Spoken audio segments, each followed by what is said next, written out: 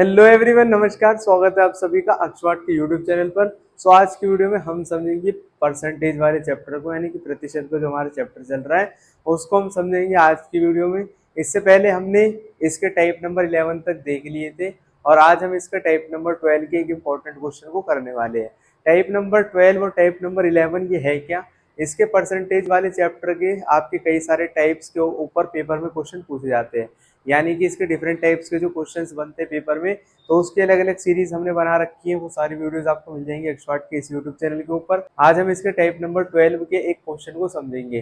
तो type number 12 का नाम है एरर बेस्ड परसेंटेज प्रॉब्लम्स, यानी कि त्रुटि पर आधारित, गलती पर आधारित प्रतिशत के प्रश्न। इसमें जो क्वेश्चन आते हैं वो इस तरीके के आते हैं कि जो एरर पर बेस्ड होते हैं। फॉर एग्जाम्पल, एक आदमी है जो किसी संख्या का, वो संख्या आपको बताई नहीं जाएगी कितनी संख्या है। तो कोई आदमी किसी संख्या का 50% निकालना चाह रहा है, लेकिन गलती से वो संख्या का 80% निकाल देता है। तो आपसे पूछा जाएगा कि उस 50% की वैल्यू बताओ जो वो निकालना चाह रहा था। अगर मैं आपको लिख के बताऊं तो क्वेश्चन कुछ इस तरीके से आते हैं इसमें कि कोई इंसान है, वो एक नंबर का 50% निकालना चाह रहा था, ठीक है, लेकिन गलती से वो उस नंबर का 70% निकाल देता है और जिसकी वैल्यू आपको दे दी जाएगी कि 70% मान लो 300 है, ठीक है। अब आपसे क्वेश्चन में पूछा जाएगा कि एक्चुअल उसका आंसर, यानी कि जो करेक्ट आंसर जो वो निकालना चाह रहा था वो बताओ कितना है। तो इस तरीके के जो क्वेश्चंस होते हैं उसमें आपको इनिशियल नंबर नहीं गिवन रहता है, यानी कि आपको बताया नहीं जाएगा कि क्या वो नंबर था, बस ऐसे बोल दिया जाएगा कोई भी नंबर था, ठीक है। तो आपको करेक्ट आंसर निकालने के लिए बोला जाता है। कुछ जो टीचर्स है वो आपको बताएंगे कि सबसे पहले आप इसमें करेक्ट आंसर निकालने से पहले वो नंबर फाइंड करो कि वो नंबर कितना था, ठीक है। वो ट्रेडिशनल हमारा तरीका है, वो भी मैं आपको बताऊंगा। लेकिन जो हमारा दूसरा वाला तरीका है जो आसान है, जिसमें आपको उस नंबर को निकालने की जरूरत नहीं है, डायरेक्ट आपका आंसर निकल जाएगा, वो बहुत ही शॉर्टकट मेथड है और वो एक ट्रिक है, आप उसको समझ सकते हो एक ट्रिक की तरह, ठीक है। उसमें आपको ज्यादा दिमाग लगाने की जरूरत नहीं पड़ेगी।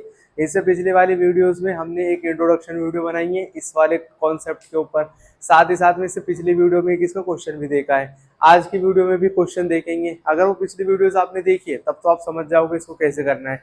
अगर नहीं देखी है तो मेरी ये सजेशन है आपको पहले आप पिछली वीडियोस देख कर आओ, क्योंकि उससे आपको क्या होगा, कॉन्सेप्ट क्लियर हो जाएंगे आपके सारे, और कौन कौन से तरीके हमने समझे वो समझ में आ जाएंगे, और किस तरीके से इस वाले क्वेश्चन को किया जाएगा तो आसानी से आप समझ जाओगे, ठीक है। तो पिछली वीडियोस को आप देखोगे तो आपके लिए हेल्पफुल रहेगा। तो अब हम स्टार्ट करते हैं इस वाले क्वेश्चन को कैसे करना है, तो चलिए देखते हैं।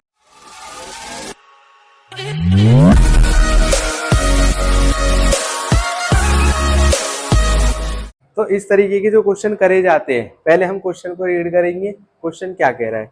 क्वेश्चन ये बात बोल रहा है, a person want to find 30% of a certain number, यानी कि एक व्यक्ति है जो कोई सर्टेन नंबर का 30% निकालना चाह रहा है, यानी किसी संख्या का 30% निकालना चाह रहा है। But by mistake he found 13% of that number, लेकिन गलती से उसका ध्यान कहीं और था, उसने 30 का 13 सुन लिया। 13 सुनने के हिसाब से उसने 13% निकाल दिया उस नंबर का, और आंसर उसका आया 650। अब उसका आंसर आया 650। What is the actual answer, यानी कि अब आपको ये पता लगाना है कि जो उसको आंसर निकालना था, 30% जो निकालना था उसकी वैल्यू बतानी है। तो एक्चुअल आंसर आपको बताना है कितना था। हिंदी में भी क्वेश्चन यही बात बोल रहे हैं कि एक व्यक्ति किसी संख्या का, संख्या हमें गिवन नहीं है, इसमें नंबर हमें गिवन नहीं है। यही सबसे बड़ी गलती होती है इन वाले क्वेश्चंस की, ठीक है। ये एरर बेस्ड है, तो इसमें एरर तो आपको बता दिया जाएगा कि इतना परसेंट निकालना था, लेकिन इतना परसेंट निकाल देता है, लेकिन आपको नंबर नहीं दिया जाएगा। तो इसमें बच्चे कंफ्यूज हो जाते हैं कि कैसे करा जाएगा ये, ठीक है। तो आपको क्या है, किसी संख्या का 30% वो निकालना चाह रहा था, पर गलती से, त्रुटि से वह उस संख्या का 13% निकाल देता है, क्योंकि उसका ध्यान कहीं और था, ठीक है। अब जो वो 13% निकालता है उसकी वैल्यू 650 दे रखी है। तब सही संख्या ज्ञात करे, यानी कि 30% का मूल्य ज्ञात करे, करेक्ट आंसर ज्ञात करें, ठीक है। क्वेश्चन इस तरीके से आएगा। तो इंग्लिश और हिंदी में जब आप क्वेश्चन पढ़ लोगे तो आपको समझ में आ जाएगा। अब जो इससे पिछले वाले वीडियो में हमने समझे थे इसके दो तरीके, आज की वीडियो में भी दोनों तरीकों को देखेंगे। एक इसका ट्रेडिशनल तरीका है, यानी कि पुराना तरीका है जो आप स्कूल लेवल से सीखते हुए आ रहे हो। एक मैं आपको एक नया तरीका बताऊंगा जो आसान है और एक ट्रिक की तरह काम करेगा। ट्रिक आपको रटने की जरूरत नहीं पड़ेगी, सिर्फ समझने की जरूरत पड़ेगी, ठीक है। तो अब सबसे पहले हम ट्रेडिशनल वाला तरीका देख लेते हैं अपना। तो जो सॉल्यूशन वन है हमारा वो इस तरीके से है, जो चीज दे रखी है उसको एज्यूम कर लो, ठीक है। नंबर नहीं गिवन है तो नंबर को हम मान लेंगे x। तो हम इसमें क्या लिखेंगे, मान लो वो नंबर x था, let the number be x, वो नंबर x था, ठीक है। अब ये जो पर्सन है वो 30% निकालना चाह रहा था एक्स का, तो पर्सन 30% फाइंड करना चाह रहा था एक्स का, ये क्वेश्चन में बात बताई गई है। उसके बाद में बोला गया कि गलती से वो 13% निकाल देता है उस नंबर का, यानी कि 13% निकाल देता है एक्स का। हिंदी में भी क्वेश्चन ऐसा ही है कि गलती से वो 13% निकालता है, ठीक है। हिंदी में भी 13% ऑफ एक्स लिख लो या 13 का एक्स लिख लो ऐसे, ठीक है, 13% ऑफ एक्स। तो इस तरीके से आप लिखोगे और आंसर दे रखा है जब 13% वो निकालता है तो उसका आंसर आता है 650, यानी कि जब वो गलती से 13% निकाल देता है तो उसका आंसर 650 आता है। तो 13% ऑफ एक्स की वैल्यू आपको गिवन है 650। अब आपका जो क्वेश्चन है वो हो गया 50%, ये लगा लो, ठीक है। अगर आपने इतनी स्टेटमेंट लिख दी है तो आपका आंसर आ जाएगा। 13% को हम लिखते हैं 13/100, ऑफ का मतलब मल्टीप्लाई रहता है, एक्स को लिख लो एज इट इज, 650 को लिख लो यहाँ पर। जो चीज हमारी इक्वल टू के लेफ्ट साइड में मल्टीप्लाई में रहती है यानी कि गुणा में रहती है, वो राइट साइड पर जब जाती है तो वो भाग में बदल जाती है यानी डिवाइड में हो जाती है। तो जो ये 13/100 है इधर जाके डिवाइड हो जाएगा, एक्स अपनी जगह पर एज इट इज रहेगा, 650 अपनी जगह पर एज इट इज रहेगा, ठीक है।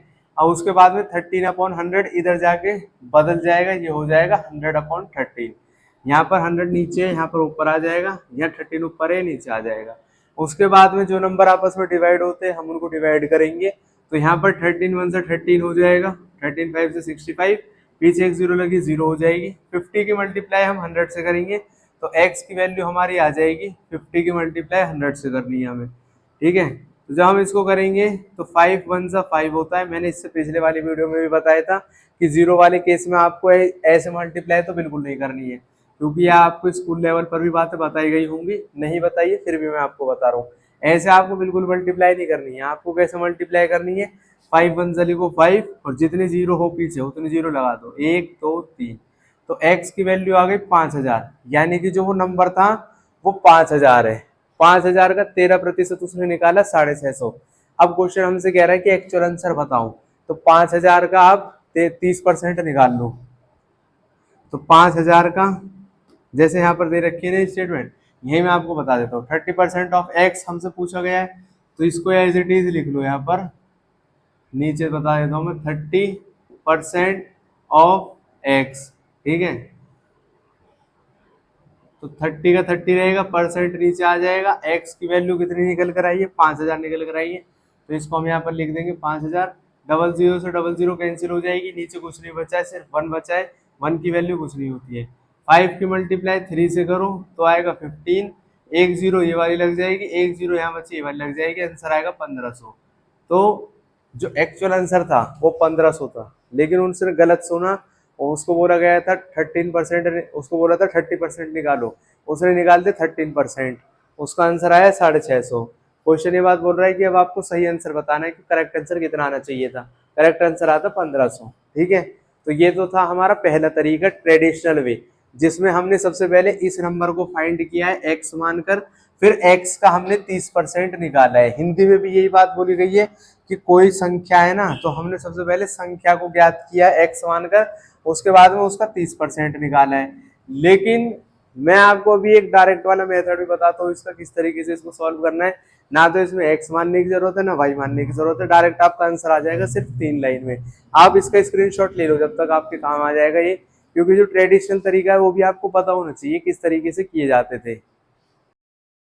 अब मैं आपको इसका जो नया वाला तरीका है, जो हमारी ट्रिक है, उसको समझाता हूँ कैसे करना है। ये आपने देख लिया कितना बड़ा तरीका है, ठीक है। इसको करने में आपको बहुत ज्यादा टाइम लग सकता है, क्योंकि पहले एक्स निकालो, फिर एक्स का 30% निकालो। अब जो डायरेक्ट वाला तरीका है वो मैं आपको समझाता हूँ। क्वेश्चन में ये बात बोली गई है कि वो नंबर 30%, मतलब नंबर का 30% निकालना था, लेकिन नंबर का 13% निकाल देता है। और जब वो 13% निकालता है तो उसकी वैल्यू आती है 650। तो यानी कि जब वो पर्सन 13% निकालता है ना एक्स का, 13% ऑफ एक्स, तो उसकी वैल्यू आती है 650। उसको निकालना है 30% उस नंबर का, एक्चुअल नंबर निकालना है, ठीक है। देखो 30% का मूल्य आपको ज्ञात करना है, तो आपको 30% निकालना है एक्स का, ठीक है। सबसे पहला काम इसमें क्या करना है, एक्स को भूल जाओ, ठीक है। अब आपको देखो ध्यान से 13% की वैल्यू दे रखी है 650, 30% की वैल्यू निकालनी है, ठीक है। परसेंट से परसेंट का भी कोई काम नहीं रहता है इसमें, इसको भी काट देना आपस में। सिर्फ आपको ये लिखना है, जो 650 ऐसे लिखा रहेगा, जो 13 है ये नीचे डिवाइड हो जाएगा और जो 30 है ये इधर जाके मल्टीप्लाई हो जाएगा। ये ऐसा क्यों होता है? जब से हम परसेंटेज का चैप्टर अपना पढ़ रहे हैं तो मैंने आपको यूनिटरी मेथड के बारे में बहुत बार समझाया हुआ है, वो पिछली वीडियो सीरीज में आपको पता चल जाएगा। अब के लिए भी मैं बता देता हूँ। तो देखो, जो जिसकी वैल्यू दी जाती है, 13 की वैल्यू यहाँ पर दे रखी है 650, ठीक है, 13 की वैल्यू तो दे रखी है ना, 13% की वैल्यू 650। तो 13 से हम इसको डिवाइड करेंगे और जिसकी वैल्यू पूछी जाती है 30% की पूछी गई है तो उससे हम मल्टीप्लाई करेंगे। तो जिसकी वैल्यू दी जाती है उससे डिवाइड करते हैं और जिसके बारे में पूछा जाता है उससे मल्टीप्लाई करते हैं। तो इसमें से भी कैसे डिवाइड होगा? 13 1 13, 13 5 से 65, 0 बच गया। 50 की 30 से मल्टीप्लाई करोगे आंसर आएगा आपका 1500। तो करेक्ट आंसर आपका जो था वो 1500 था। यही हमसे पूछा गया था, ये हमने निकाल दिया। मात्र 3 लाइन में आपका आंसर आया है, ठीक है। तो ये तरीका और भी ज्यादा आसान है, बस थोड़ा सा आपको दिमाग को अटेंटिव रखना है अपने, ठीक है। अटेंशन पे करी होगी अगर आपने इसको समझने में, और पिछली वीडियोस अगर देखी होंगी, प्रैक्टिस करी होंगी, तब ये आपको तरीका एक बार भी समझ में आ गया होगा। मैं आपको फिर भी समझा देता हूँ। यूनिटरी मेथड है ये कि जिसकी वैल्यू दी जाती है उससे डिवाइड करते हैं और जिसकी पूछी जाती है उससे मल्टीप्लाई करते हैं। आंसर हमारा सामने निकल कर आ गया है। आप इसका भी स्क्रीनशॉट लेकर अपने पास में रख सकते हो, जिससे आपको आइडिया रहेगा कि जो हमारी ट्रिक है वो कैसे काम करेगी। वीडियो कैसी लगी कमेंट सेक्शन में जरूर बताएं। आपसे मुलाकात होगी अगले वीडियो सीरीज में। अपनी तैयारी को और भी ज्यादा बेहतरीन बनाएं। तब तक के लिए खुश रहे, स्वस्थ रहे, जुड़े रहे एक्सपर्ट के साथ। जय हिंद, जय भारत।